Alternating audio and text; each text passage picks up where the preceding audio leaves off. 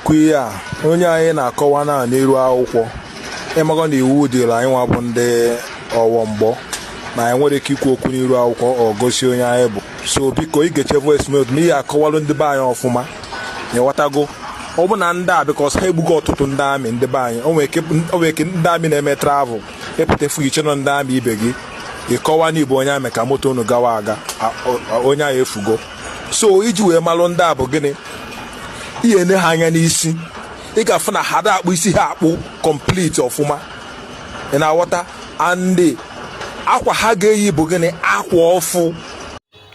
Please, my fellow Biafrans, after you finish watching this particular video, do well to share this video to save lives and property, especially in Biafra land.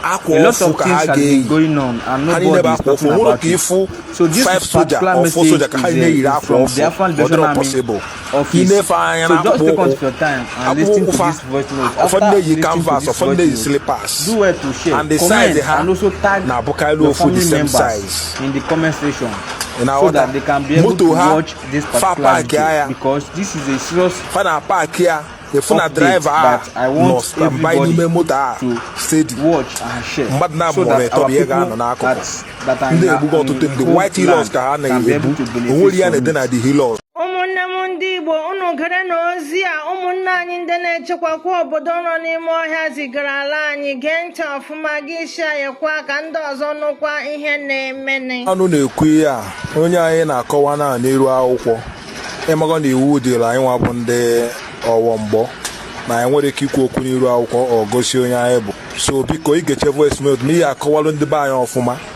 nyewatago ọ bụ na ndị a bikọs ha egbugo ọtụtụ ndị amị ndị be anyị o nwere ike ndị amị na-eme travel epụtafu iche nọ ndị amị ibe gị ịkọwa n'Igbo onye amị ka moto unu gawa aga onye ahụ efugo so iji wee malụ ndị a bụ gịnị ihe ne ha anya n'isi ị ga-afụ na ha da akpụ isi ha akpụ complete ọfụma ị na-aghọta and akwa ha ga-eyi bụ gịnị akwa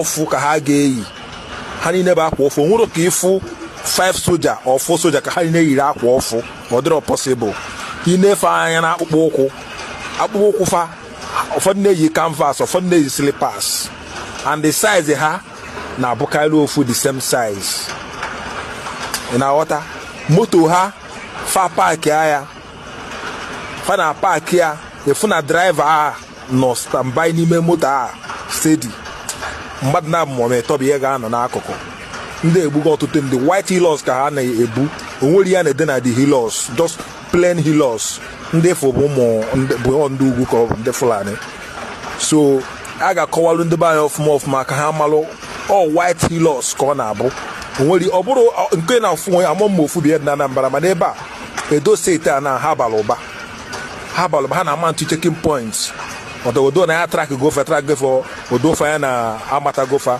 na kwafa ji wee bueri ya now fa the many states ndị nweta na-akọwa na ha bara ụba ha deploy go in different states so ka unu kọwalụ ndị be anyị ọfụma fafụ ha akwa ha na-abụkarị new akwa ha na-adị ọfụ and ha na-agba the same size. Ọzọ dịka ibe ya na-eche Rivers steeti o nwere steeti ndị nke ejidere ha gara na primary school nọ na-eche gaa nọrọ their local vigilante they refuse to sleep ha na-agagharị n'abalị jide ndị a but unfortunately ndị Igbo anyị si mee postkwala vidio ha ịma ihe ndị our local vigilante mere ha bidosi ha unu che ebe afọ unu ahụ na n'obodo adịghị safe na-akọ nkọgheri ha kwesịrị igbu ha n'abalị ahụ ele otu ị ga-esi hụ ndị a gị mụrụ anya chụgide ha jide ha gị na-eme vidio na-asị ha chee ebe afọ ndị ashi n'ụlọ ha jikere surushu bịa n'obodo gị abịara ha bi ati comedy did they come to work? They are coming to buy you.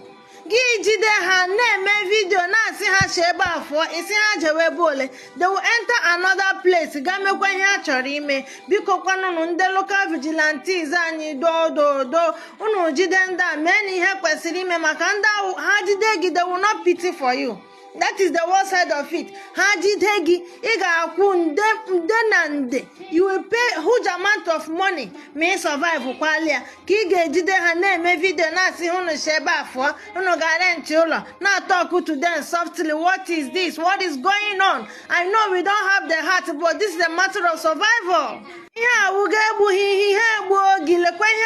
Enugu State. Nigerian militaries are helping them. Okay, the ESN Enugu State to give help. Nigeria deploy their army. Have 1 or 10 houses. Why many people make sure na sending in the ESN away from Enugu State. Now Madu roads have litter all over the road. This is their main agenda, and they will not pity for you. I will get to the again and then the Bikono, even him to a Kaimewe now, I kwesịrị isi ndị niile wu ndị amị Nigeria nọ na South East ha sheba he for their agenda we mepere ndị ụzọ ka ha bata na-egbu isi ndị Igbo. Unu mara nke a mara nwee peace. All their agenda, any community ha security ha chupushia ha ndị Fulani will now start acting. Look at exactly what is happening in Enugu State. Okay, in Enugu State in Bende ESN agadia Arusi Chorovis now get deploy his own people. Ndami Nigeria Jeba nga chukesia ha. Now look at what is happening. Hebidola one day Enugu State in Igbe. Yesterday Uzaba heba ha buru many people. Yakwa muna nube ya. Iya wundi geji give Marahana can ha question. I need to hear question. Big Kono, Ndi, share this information. Our local vigilante, Manda Mahama, Uneme Querende Bere, because Hajidegi Henrique Merege Bere Nan. The United States House of Representatives has given the Nigerian government 5 new conditions concerning the illegal kidnap, trial, and imprisonment of Nnamdi Kanu, the leader of the indigenous people of Biafra. On April 9th, 2026, Rep. John James of Michigan, USA, submitted a resolution to the American House of Representatives over how Nnamdi Kanu was illegally kidnapped, detained, tried, and imprisoned by the Nigerian government.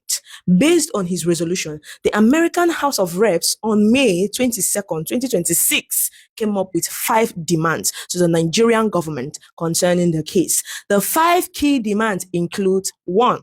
The Nigerian government should make sure that Nnamdi Kanu gets a fair trial and that all court proceedings involving him follow the Nigerian constitution and internationally recognized human rights laws. 2. The U.S. lawmaker says the Nigerian government should carefully pay attention to the United Nations findings on Nnamdi Kanu's case and seriously consider its recommendations. 3. They also told the Nigerian government to make sure that Nnamdi Kanu can meet and communicate freely with his lawyers whenever necessary, without any restriction, so they could properly handle his case.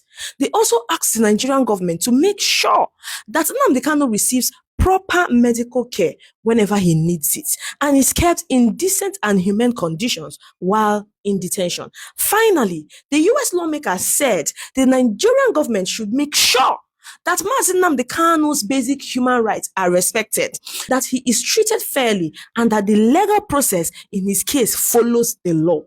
In simple terms, the U.S. House of Representatives is asking the Nigerian government to ensure that Nnamdi Kanu gets a fair hearing in court, that the concerns raised by the United Nations are taken seriously, that he is allowed to meet regularly with his lawyers, that he receives proper medical care, and that all his legal and human rights are respected.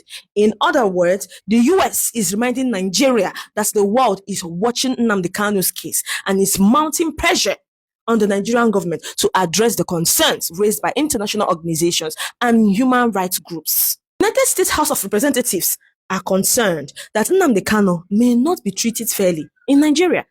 In Nigeria, United States House of Representatives are concerned that Nnamdi Kanu may not be treated fairly in Nigeria. If Nigeria is later found to have violated his rights, the country could face international criticism and pressure to fix it, such as giving him a fair trial, releasing him, or paying compensation. In serious cases, some officials could even face sanctions. What do you think about this, my guys? Let's meet in the comment section. Don't forget, if your children do not know how to speak Igbo or solve mathematics properly, bring them into my academy. If you're seeking for proof of funds assistance, come, I'm going to help you. If you want to learn how to create content and edit videos, I am also here for you. We have lands available for sale across Igbo regions. Send me a DM. And if you also want to travel for your work visa and student visa, I am also available. See you in my DM. Bye.